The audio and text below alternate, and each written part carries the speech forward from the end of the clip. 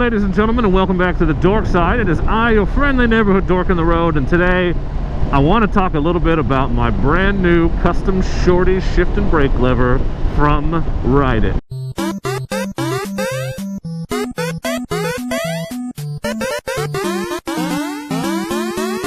This set is one of the most popular sets of replacement levers on Amazon. If you search for replacement or custom brake shift levers for a number of motorcycles, these things come up, and there were a ton of incredibly positive reviews. And so when, as you may remember, a couple of weeks ago, I had an unarranged, unplanned meeting between my CB500F and the ground. Their status. At a stop sign, and in that particular encounter, the front brake lever hit the ground first because it sticks out past the end of the bar, and it snapped.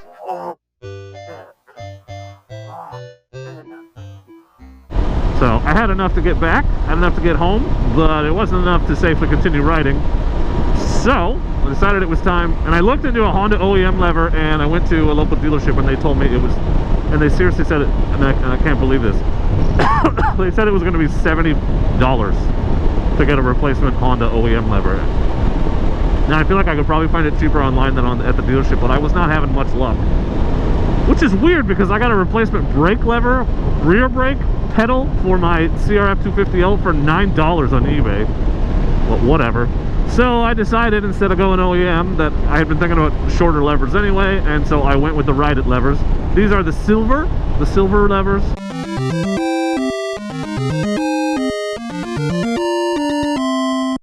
They're adjustable, as you can see, which is kind of cool. I wanted the black, but they were out of stock, and no, the black ones had a red adjustment lever, which is a cool little accent, but there's no red anywhere on this bike except for the kill switch, and so didn't feel like it would match, and so I got the silver ones. And they look pretty cool, silver with the black adjuster. You can see the brake tube over here. Installation was a snap. I was gonna wait until I had a bunch of time to put them on, but I did watch the video really quick on YouTube, and I was like, that seems really easy. And so I just had like 10 minutes before I was doing something else, but I thought I'd go give it a shot, so I went out there. You take out one bolt.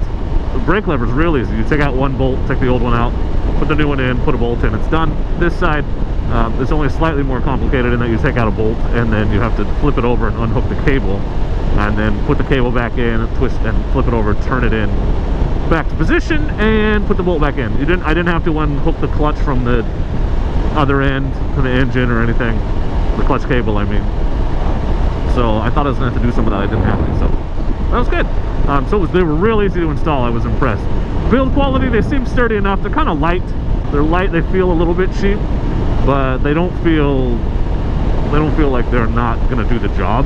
They just, I think I'm used to those really heavy aluminum stock levers, and so these are much lighter because they're much smaller. They're definitely shorter. If you see, the old ones came out to about here. You look right there on this one, so it's a couple inches shorter. On the brake side, I really like that.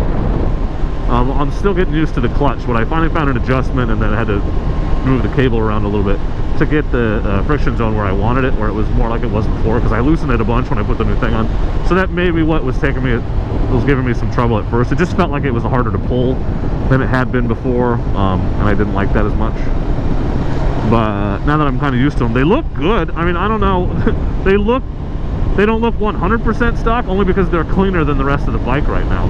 But they don't stick out. Like, I hate that glaring, look at me, I put fancy custom shit on my bike look. I just want my motorcycle, like, I want you to look at the whole bike, not one shiny part. Have your eye immediately drawn to one part that's so distracting you can't look at the rest.